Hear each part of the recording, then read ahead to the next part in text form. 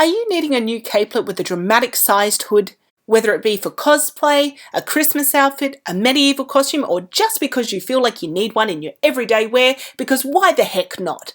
Well then, here's a tutorial for you.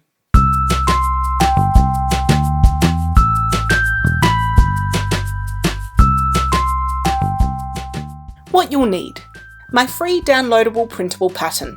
The link for this is in the description. Paper scissors, tape, about 1.5 meters or yards of fabric, about 1.5 meters or yards of lining, pins, fabric scissors, matching thread and needle, hook and eyes, a frog closure for decoration, a sewing machine, and optional fur for an additional trim. Let's get cracking. The first thing to do is to check that the pattern pieces have been printed out correctly. Using a ruler, check that the squares on the capelet pages measure 5 by 5 centimeters and the hood pages measure 3 by 3 centimeters. Once this is done, go ahead and cut out the pattern pieces, and then sticky tape them together as indicated on the pattern pieces.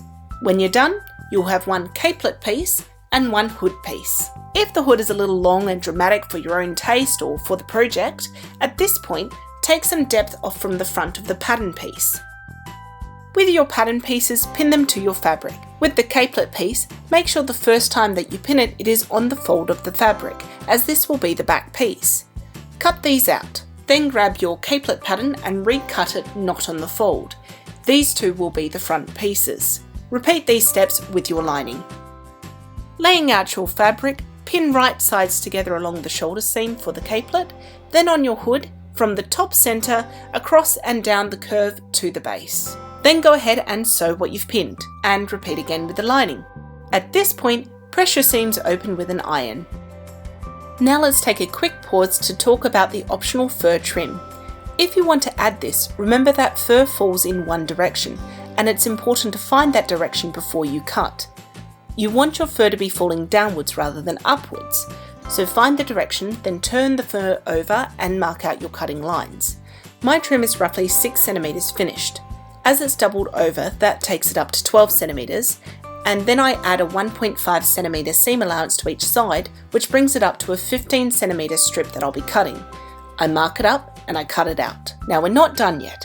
As fur is bulky, it is a good idea to get rid of some of that bulk in the seam allowance.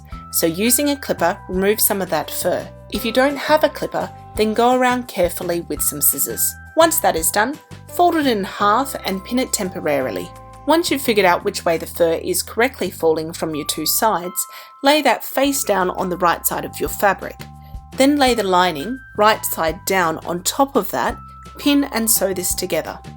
Of course, this is a demo piece, but if you are doing this, make sure that your fur extends all along the bottom and front sides of the capelet and around the face on the hood. For the front of the capelet towards the bottom, you will need to make sure that the sides are longer than the capelet, as this will be needed to be whip stitched into the fur along the bottom of the capelet. Okay, getting back to the non-fur trimmed example. Go ahead and lay the capelet's fabric and lining down, right sides facing each other. Then pin together the sides and the bottom, leaving the neck open.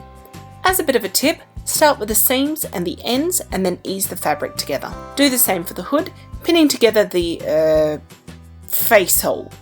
Leave the neck open. Then sew all that and clip the corners. Turn it right side out, give it a good press with the yarn, and top stitch around what you've just sewn. Then let's attach the hood to the capelet. We're going to do this with a French seam, as I like to hide all the raw edges. Start by pinning the hood and the capelet with the lining facing each other. The hood will be bigger, so pin the bulk equally around. Then sew it all down with about a 1 centimeter seam allowance, gathering down the hood as you go. Using scissors, cut away some of the excess bulk of the seam. Then flip it over and repin the seam. So again at 1 centimeter, and all your raw edges are contained. Then it's just closures. I did a single hook and eye attached to the lining, and then to hide that I added a black frog closure on the front, to make it fancy.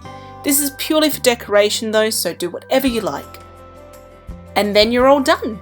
I hope you've enjoyed this tutorial, and if you want to see more like this, please consider subscribing to my YouTube channel or liking my Facebook page.